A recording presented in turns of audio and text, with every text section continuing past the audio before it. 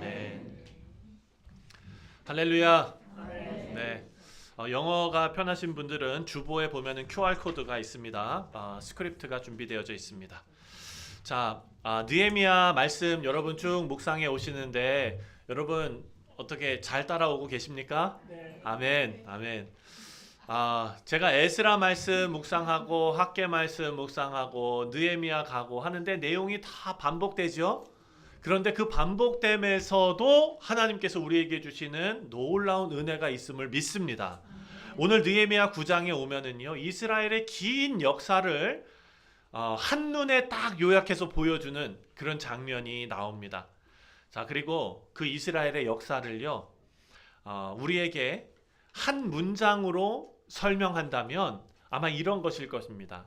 우리는 계속 실패하는데 하나님은 계속 신실하시다. 이거예요. 우리는 매일 실패하는데 하나님은 계속 신실하세요. 아멘. 오늘 중심구절 31절을 보면은요, 그 하나님의 은혜를 한 문장으로 다 이렇게 담아내는데 그들을 아주 멸하지 않으시고 버리지도 않으셨다라고 기록하고 있습니다. 한 문장이에요. 이게 죄와 은혜를 그대로 담고 있는 말씀입니다. 우리 사랑하는 성도님들, 이 말씀이 우리에게 주는 메시지가 분명합니다.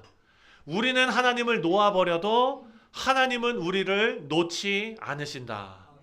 사랑하는 성도님들, 이 은혜의 깊이를 오늘 말씀 속에서 우리가 깨닫는 은혜가 있으시기를 주님의 이름으로 축원드립니다. 아멘. 자, 첫 번째로 우리가 생각해야 할 것은요, 이스라엘 백성들의 태도였습니다. 그들의 실패입니다. 은혜를 받았어요. 그런데 그 은혜를 다 쏟아버려 버립니다. 느헤미야 9장 23절부터 25절까지는요, 이스라엘 백성들이 하나님 앞에 어떤 은혜를 누렸는지를 기록하고 있는데 그 은혜가 단순히 많았다라고 표현하지 않습니다. 그 은혜를요, 조목조목 정확하게 언약대로 하나님께서 이루신 은혜를 지금 설명하고 있습니다. 23절 말씀을 함께 읽겠습니다. 시작. 주께서 그 자손을 하늘의 별같이 많게 하시고, 아멘. 누구에게 하신 말씀입니까? 아브라함에게 하신 말씀이죠. 아브라함에게 약속하신 말씀이에요. 아브라함에게 밖에 가서 하늘을 봐라. 하늘의 별들, 그리고 저 바다의 모래만큼 그것보다 더 내 자손을 그렇게 풍성하게 하리라. 근데 이것은 사랑하는 성도님들, 비단 아브라함의 자손, 그 가문이 숫자가 많아질 것이다 라는 의미일까요? 그렇지 않죠. 그 자손을 통하여 우리 주 예수 그리스도께서 오시고 그 자손 대대로 하나님께서 하나님의 나라의 문을 활짝 여시고 우리가 그의 백성이 되게 하시는 것 아닙니까? 아멘.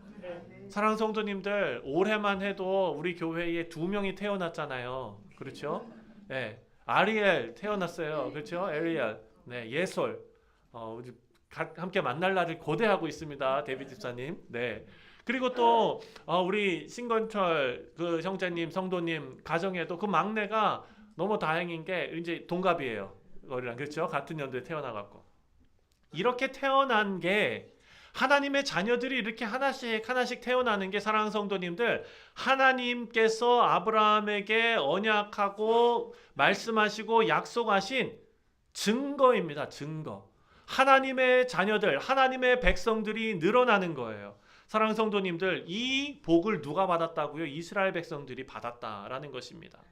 그리고 이어서 그들이 어떤 은혜를 누렸는지가 계속 나옵니다. 24절 시작. 그 자손이 들어가서 땅을 차지하되 여러 족속을 저희 손에 붙여 임의로 행하게 하시매. 자, 언제 얘기입니까? 가나안 땅에 들어가는 이야기죠. 애굽에서 나왔습니다. 광야를 지났습니다. 그리고 나서 하나님께서, 이스라엘 백성들이 강해서가 아니라 이스라엘 백성들이 자기 힘 믿고 까불다가 전쟁한 경우는 다 망했잖아요. 하나님 힘 붙잡고 자기는 아무것도 아닙니다 라고 나아갔을 때는 다 이겼잖아요. 그래서 그 자손이 들어가서 땅을 차지하게 하시는데 여러 족속을 그들의 손에 하나님께서 붙였다라는 거예요. 하나님의 은혜가 그렇게 임했습니다. 견고한 성읍이 되었어요. 25절입니다. 시작. 저희가 견고한 성들과 기름진 땅을 취하고 모든 아름다운 물건을 채운 집과 파서 만든 우물과 포도원과 감람원과 허다한 과목을 차지하여 배불리 먹어 살찌고 주의 큰 복을 즐겨 사오나. 아멘. 여기 보니까요, 하나님께서 이들에게 견고한 성읍이 되게 하셨다라는 말은 안전한 성읍이 되었다 라고 끝나는 것이 아니고요, 이것은 하나님께서 통치하시며 군사적인 안정과 정치적인 안정과 평화와 모든 것이 풍성하게 임한 그런 상태를 말하고 있는 것입니다. 하나님께서요, 이스라엘 백성들 스스로 절대로 얻을 수 없는 안전과 평화를 이들에게 허락하셨다라는 것입니다. 그래서 그렇게 안정과 평화 가운데 우리가 땡스기빙 때 많이 먹었던 것처럼 이들도 많이 먹었어요. 그랬더니 어떻게 됐다고요? 배불리 먹어 살이 쪘다. 살이 쪘다. 네. 주의 큰 복을 즐겼다. 네. 사랑하는 성도님, 이것은 그냥 육체적으로 그냥 좋게 평안하게 풍족하게 잘 먹고 잘 살았다를 의미하는 것이 아닙니다. 이것은요, 이들의 은혜가 퀄리티, 질적으로 얼마나 충만한 은혜였는지, 그 은혜의 깊이가 얼마나 깊었는지, 하나님께서 얼마나 공급해 주셨는지, 이렇게 이들의 상태를 성경이 기록해 놓은 것입니다. 풍족하여 살찌고 주의 복을 즐겼다. 넘칠 만큼 채워주셨다. 그런데 바로 다음 절에 가니까 26절 시작. 저희가 오히려 순종하지 아니하고 주를 거역하며 주의 율법을 등 뒤에 두고. 사랑하는 성도님들, 하나님 편에서는요, 모든 것이 완전했어요. 주실 만한 은혜가 다 쏟아진 거예요. 은혜가 부족했던 것이 아닙니다. 하나님께서 아브라함에게 약속하셨죠. 그 언약이 흐릿했던 것도 아닙니다. 하나님께서 부어주신 축복이 적었던 것도 아닙니다. 문제는 그 다음이었습니다. 은혜가 넘쳤어요. 이들의 삶으로 그 은혜를 받았어요. 근데 그 은혜가 관리가 되지 않았습니다. 은혜를 쏟아버린 것입니다. 풍족해지는 순간 하나님 더 찾지 않고, 삶이 안정이 되는 순간 말씀 사모하지 않고, 모든 것이 채워지는 순간 마음도 하나님으로 채우지 않고 편안함으로 채우게 된 것입니다. 여러분, 우리도 마찬가지예요. 우리 자녀들 대학 가기 전까지 얼마나 간절한 마음으로 하나님 앞에 기도합니까? 그렇죠? 대학 졸업하기까지 얼마나 간절하게 하나님 앞에 기도합니까? 직장 얻을 때까지 얼마나 하나님 앞에 간절하게 기도합니까? 그 다음은 어떻게 됩니까? 얼마 전에 한국에서 수능 시험이 있었습니다. 그렇죠? 한국에 수능 시험이 있으면 매년 교회들은 비상입니다. 비상. 예. 제가 여러 번 말씀드렸죠. 수험생들을 위해서 목사님들 온 성도들이 모여가지고 막 기도하고요. 예. 그리고 온 나라가 막 그냥 떠들썩하잖아요. 그렇죠? 어떤 큰 교회에서는 다들 모여가지고 자, 이제 1교시가 시작됩니다. 시작되기 전에 기도하겠습니다. 지금은 쉬는 시간입니다. 쉬는 것도 잘 쉴 수 있도록 기도합시다. 이렇게 해가지고 하루 종일 애들이랑 똑같이 그렇게 하는 거예요. 그리고 사랑 성도님들, 수능 시험에는요, 듣기 능력 평가가 있습니다. 그래가지고 그때는 조용하게 방송 사고 없이 다 듣고서 문제를 풀어야 되니까 우리나라는 전 세계 나라 중에 그 수능 시험 듣기 능력 평가하는 그 시간 동안 비행기가 뜨지 않습니다. 그거 아십니까? 그 시간 하늘이 멈춰버리는 거예요. 이런 나라가 세계에 없어요. 우리나라만 있습니다. 수능 시험 이렇게 기가 막히게 준비하면서 아이들도 정말 하나님 앞에, 그런데 좋은 학교에 딱 들어갔어요. 그때부터 어떻게 됩니까? 은혜를 다 받고 나서 그러고 나서 그 은혜 다 쏟아버려요. 왜 쏟아버리느냐? 하나님께서 주신 은혜는 좋은 대학교 가는 게 은혜가 아니었어요. 하나님께서 주신 은혜는 내가 나의 삶을 위해서 하나님 앞에 간절하게 기도할 수 있는 그 간절한 마음이 어찌 보면 은혜였는데, 그 은혜 다 쏟아버리는 거예요. 이젠 해이해져서. 그렇죠? 사랑하는 성도님들, 우리 교회도 마찬가지입니다. 평안할 때가 위험한 때라는 것입니다. 평안할 때 주를 더 찾는 우리 모두 되시기를 주님의 이름으로 축원드립니다.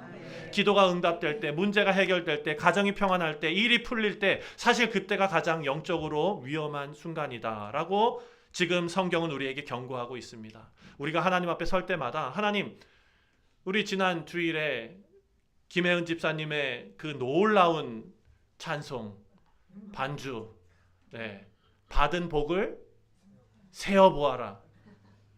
사랑하는 성도님들, 받은 복을 세어보아라 찬송 부르실 때마다 하나님 나에게 어떤 은혜 주셨습니까? 아우 이것도 주셨네요, 저것도 주셨네요. 이거 중요한 게 아니고요. 받은 은혜를 셀 때마다 우리가 생각해야 할 것은 하나님 이 받은 은혜를 제가 어떻게 다루고 있습니까? 이거 생각하는 성숙한 우리 뉴욕 성실 장로교회 모든 성도님들 되시기를 주님의 이름으로 간절히 축원드립니다. 두 번째로 죄는요, 사랑하는 성도님들, 떠난 마음에서부터 시작됩니다. 죄가 있기 때문에 우리의 마음이 하나님으로부터 멀어진 게 아니라 마음이 하나님으로부터 떠나갔기 때문에 사랑의 방향이 달라졌기 때문에 죄가 들어오게 됩니다. 오늘 본문 말씀 보니까 이들이 26절에 다 같이 읽습니다. 시작. 저희가 오히려 순종치 아니하고 주를 거역하며 주의 율법을 등 뒤에 두고, 여기서 순종치 아니하다라는 히브리 단어는요, 그냥 실수나 게을러서 그렇다라는 의미가 아닙니다. 일부러 의도적으로 지속적으로 반역하는 것입니다. 하나님의 율법의 말씀을 그냥 던지는 일입니다. 등 뒤로 던져버리는 일입니다. 그래서 26절 말씀을 보니까 다 같이 시작. 주께로 돌아오기를 권면하는 선지자들을 죽여 크게 설만하게 행하였나이다. 여기서 설만하게 이래가지고 이게 뭔 소린가 제가 찾아봤는데 무슨 뜻이냐면 악하게 행했다는 거예요. 근데 그 악하게 행한 게 정도가 어마어마하게 그 강한 악함이다라는 것입니다. 설만하게 행하였다. 자, 주께 돌아오기를 권면하는 그 하나님의 말씀을 증거하는 선지자들을 죽였다라는 거예요. 자, 사랑하는 성도님들, 이들이 몰라서 그랬을까요? 사랑이 떠나면은요, 말씀이 무거워지고, 사랑이 떠나면 순종이 부담스러워지고요. 사랑이 떠나면 예배의 의미가 사라져 버리는 것입니다. 오늘 이 좁은 공간에서 사랑하는 성도님들 빼곡히 앉으셔가지고, 사랑하는 성도님들 하나님 앞에 예배 드리는 이 시간이 하나님이 도대체 여러분에게 어떤 의미이시기에 여러분 이런 불편함을 감수하시면서 이 날을 기억하시고 이 날을 기대하시면서 이 자리에 앉아 계시냐고요. 여러분들에게는 이 예배가 의미 있는 거예요. 그런데요, 사랑하는 성도님들, 저기 극장 영화관 같은 그런 예배 장소에서요, 편안하게 예배 드릴 수 있는 그곳에서도 예배가 의미 없는 사람들이 있는 거예요. 마음이 사라진 사람들. 하나님을 잊었다가 아니라 하나님보다 더 좋은 게 생겼다라는 것입니다. 우리의 죄도 어찌 보면 괴상하거나 특별하거나 막 이런 게 아닙니다. 거의 대부분 죄는 한 가지에서 나오는 거예요. 바로 사랑의 방향이 이동이 되었을 때. 말씀보다 내 욕망을 더 사랑하고 끊어야 할 것을 끊을 수가 없고 하나님보다 편안함이 더 사랑스럽고 순종이 희미해지고 예배가 의미가 없어지고 하나님보다 안정과 성공이 더 소중해질 때, 그때 사랑하는 성도님들, 우리 영혼이 무너진다라는 것을 성경이 우리에게 증거하고 있습니다. 죄는 하나님 은혜를 기억 못해서 짓는 게 아닙니다. 죄는 사랑의 우선순위가 뒷전으로 밀려났기 때문에 들어오는 것입니다. 떠나간 사랑을 되돌이키기 위해 하나님께서는요, 끊임없이 선지자들을 보내셨다라고 말합니다. 근데 그 선지자를 그냥 사람으로 본 거예요. 귀찮은 소리 하는 사람으로 본 거예요. 하나님께서는 오히려 그럼에도 불구하고 오래 참으십니다. 이스라엘 백성들의 모습을 보면 이런 모습입니다. 29절 시작. 주의 계명을 듣지 아니하며 주의 규례를 범하여 고집하는 어깨를 내밀며 목을 굳게 하여. 자, 고집하는 어깨를 내밀며 무슨 뜻이겠습니까? 내 인생에 성령 하나님께서 자꾸 개입하시는 거예요. 고집하는 어깨로 여러분들 어깨 싸움 하시는 겁니다. 하나님 좀 비키세요. 여기 내가 좀 하겠습니다. 이 말씀 묵상하면서 제 마음이 너무 무겁더라고요, 사랑하는 성도님들. 이게 여러분도 여러분만 아시고요, 저도 저만 압니다. 제가 여러분을 보는 그런 모습은요, 주일에 여러분들 만나고 교제하고 영적인 모습만 보기 때문에 사랑하는 성도님들 다 천사같이 보여요. 솔직히 말씀드리면 여러분도 일주일에 한 번 저 만나시면서 제가 말씀 증거하고 이렇게 그냥 이렇게 넥타이 매고 이렇게 딱 있으니까 그렇게 보이잖아요. 근데 사랑하는 성도님들, 하나님하고 저만 안다고요, 그 안에. 그런데 그렇게 끊임없이 반복적으로 포기하지 않으면서 우리가 하나님 앞에 어깨 싸움하고 있는 우리를 하나님께서는 반대로, 하나님께서는 30절 말씀에 읽겠습니다. 시작. 그러나 주께서 여러 해 동안 용서하시고 또 선지자로 말미암아 주의 신으로 저희를 경계하시되. 아멘. 우리는 끊임없이 반복적으로 포기하지 않으면서 계속 하나님을 밀쳐내는데 하나님께서는 역으로 포기하지 않으시고 반복적으로 끊임없이 우리 삶에 개입하고 계신다라는 것입니다. 하나님 한 번도 우리를 그냥 내버려 두신 적이 없습니다. 우리가 하나님 앞에 설 때에 하나님, 제가 하나님 잊어버렸습니다, 이런 고백이 아니라 하나님, 제가 하나님보다 더 사랑한 것이 있었습니다. 우리의 회개는요, 잘못을 고백하고 잘못을 말하는 것이 아니라 사랑의 방향을 바꾸는 것이 회개일 것입니다. 그럼에도 불구하고 우리 하나님께서는 우리를 절대로 버리지 않으십니다. 마지막 포인트는 그럼에도 불구하고 버리지 않으시는 하나님입니다. 자, 30절 말씀을 보니까 저희들이 귀를 기울이지 아니하므로, 저희가 듣지 아니하므로, 이것은 하나님의 은혜를 다 경험한 후에 나타난 일이었습니다. 듣기 싫어서 고개를 돌렸다라는 말입니다. 오래도록 지속된 방향의 문제였습니다. 그런데 하나님께서는 여러 해 동안 참으셨다. 버리지 않으셨다. 바로 심판하지 않으셨다. 오히려 여러 해 동안 끊임없이 반복해서 돌아올 기회를 주셨습니다. 그리고 그 은혜의 절정이 바로 오늘 본문 말씀입니다. 함께 읽겠습니다.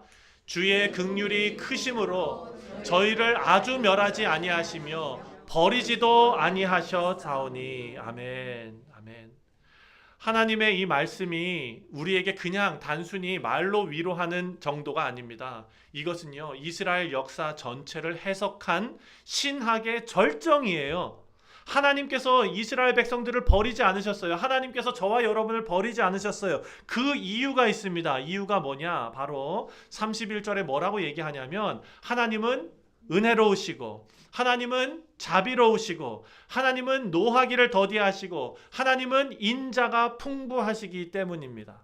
여러분, 이 말씀 어디서 들어보셨습니까? 출애굽기 말씀에서 나왔잖아요. 그렇죠?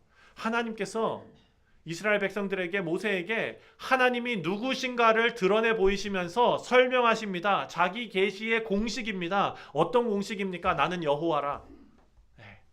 은혜롭고 자비롭고 노하기를 더디하고 인자가 풍부한 하나님이시다. 이스라엘이 살아남은 이유는 단 하나입니다. 그들이 회개했기 때문이 절대로 아닙니다. 이스라엘이 살아남은 단 하나의 이유, 하나님의 성품이 변하지 않으셨기 때문입니다. 인간의 불순종보다 하나님 신실하심이 더 컸습니다. 백성이 하나님을 놓아도 하나님은 백성을 놓지 않으셨습니다. 그래서 버림받지 않은 거예요. 광야에서도 버림받지 않고 가나안에서도 버림받지 않고 사사기 시대에 각자 자기 잘났다고 자기 생각대로 했을 때도 버림받지 않고 왕들이 다 나라를 말아먹었을 때도 버림받지 않고 바벨론 포로로 끌려갔을 때도 버림받지 않고 하나님께서 내가 버리지 않겠다 약속하신 것을 신실하게 지키셨기 때문에 안 망한 것입니다. 그 하나님이 깨달아졌을 때 이스라엘 백성들이 이제 진정한 회개에 들어갑니다. 36절 시작. 37절 시작. 네, 이들이 지금 깨달은 거예요. 우리가 종되었던 것이 우리의 사랑이 하나님을 향한 게 아니라 하나님을 바라지 않고 다른 것을 따랐기 때문이구나 라는 게 깨달아졌죠. 우리 죄로 인해서 그런 것이었다라는 게 깨달아졌죠. 그럼에도 불구하고 이 백성들은 지금 회복이 됐어요. 이것이 하나님의 신실하심이었구나. 하나님께서 버리지 않으셨기 때문이구나. 그래서 이들이요, 다시 한번 마음에 깊이 새기는 거예요. 38절 시작. 우리가 이 모든 일을 인하여 이제 견고한 언약을 세워 기록하고. 아멘. 이들이요, 하나님과의 그 언약, 하나님을 떠나면 안 된다, 이런 것을 자손 대대로 알려야 되겠다, 열심히 기록해야 되겠다 하고 열심 낸 거예요. 그런데 이들이 이거 성공했습니까? 못했습니까? 사랑하는 성도님들, 제가 젊은 커플들을 상담하면서 그 결혼 상담을 합니다. 그때 여러 가지 상담 내용이 있지만 그 중에 빼먹지 않고 하는 부분이 있습니다. 바로 재정입니다. 재정. 돈 관리 어떻게 해야 하는가. 네. 고정 지출 나가는, 내가 어쩔 수 없이 꼭 나가야 되는 그 지출의 비율이 전체 수입의 얼마 이상 되면 안 된다. 그리고 또 우리가 빡빡하게 일만 해서는 절대 살지 못한다. 평균 1년에 버는 얼마의 몇 퍼센트를 레저, 우리가 즐길 수 있는 것으로 너희들이 모아야 된다. 그리고 이번 연도에 너무 일정이 바빠가지고 못했으면은 그게 다음 연도에 어떻게 되겠어요? 더 쌓이겠죠.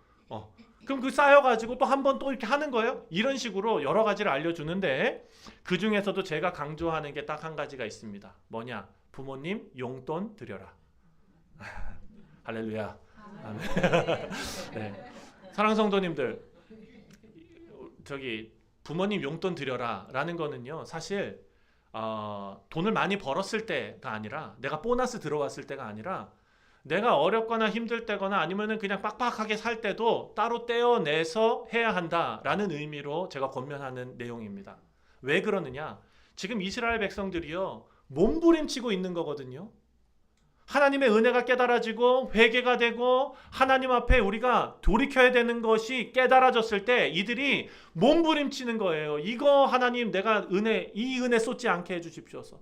내가 이거 지키게 하여 주옵소서. 그러면서 기록하고 몸부림치는 건데, 우리 자녀들이 부모님 앞에 부모님께서 주신 그 은혜에 감격해서 용돈 얼마 드리는 거, 그게 뭐겠습니까? 그런데 그 마음 잃지 않고 계속해서 그것을 지켜내는 것, 조금일 때부터 하라고 권면하는 것, 비슷한 맥락이에요. 그런데 사랑하는 성도님들, 그거 너무 기대하지는 마세요. 왜냐하면 이스라엘 백성들이 이렇게 난리치면서 언약을 세워서 기록했다 이러는데, 나중에 가서 어떻게 됐습니까? 신약시대 하나님 자신이 육신을 입고 이 땅에 오셨는데 이스라엘 백성들이 어떻게 했습니까? 십자가에 못 박지 않았습니까? 그럼에도 불구하고 그 백성을 하나님께서 버리셨습니까? 그럼에도 불구하고 버리지 않으셨습니다. 그래서 오늘날 우리가 있는 것 아닙니까? 사랑하는 성도님들, 그럼에도 불구하고 부모님 용돈 드리는 심정으로 우리는 계속해서 우리 삶 가운데 방향을 잃지 않는 장치를 만들어야 한다라는 것입니다. 우리의 결단의 근거는 우리의 진정성이 아니라 하나님께서 우리를 버리지 않으신다라는 토대 위에, 그 위에 우리가 쌓아가는 것입니다. 하나님 절대 우리를 버리지 않으시지만 우리가 하나님을 향한 마음으로, 하나님 우리가 이렇게 행하겠습니다. 이것이 오늘의 결단이어야 됩니다. 사랑하는 성도님들, 말씀을 맺습니다. 오늘의 말씀은 우리에게 아주 단순하고 그리고 아주 마음에 와 닿는 그런 패턴을 보여줍니다. 첫 번째, 은혜를 주신 하나님. 따라해 보겠습니다. 은혜를 주신 하나님. 네. 두 번째, 그 은혜를 버린 백성. 세 번째, 그 백성을 버리지 않은 하나님. 계속 돌지요. 이게 성경의 진리입니다. 우리가 하나님을 떠날 때도 하나님은 우리를 붙들어 주십니다. 그리고 우리가 흔들릴 때도 하나님은 절대 물러나지 않으십니다. 우리가 실패할 때도 하나님 신실하셨습니다. 사랑하는 성도님들, 우리가 하나님 앞에 고백해야 할 것은, 오늘 이제 한 주를 시작하시면서 하나님 아버지, 앞으로도 하나님 제 삶을 버리지 않으실 것 제가 믿습니다. 하나님 우리 가정 버리지 않으실 것 제가 믿습니다. 하나님 이 교회 하나님께서 버리지 않으실 것 제가 믿습니다. 그러니 저도 주님을 버리지 않겠습니다. 이 고백으로 이번 한 주도 승리하신 우리 모두 되시기를 주님의 이름으로 축원드립니다. 기도하겠습니다.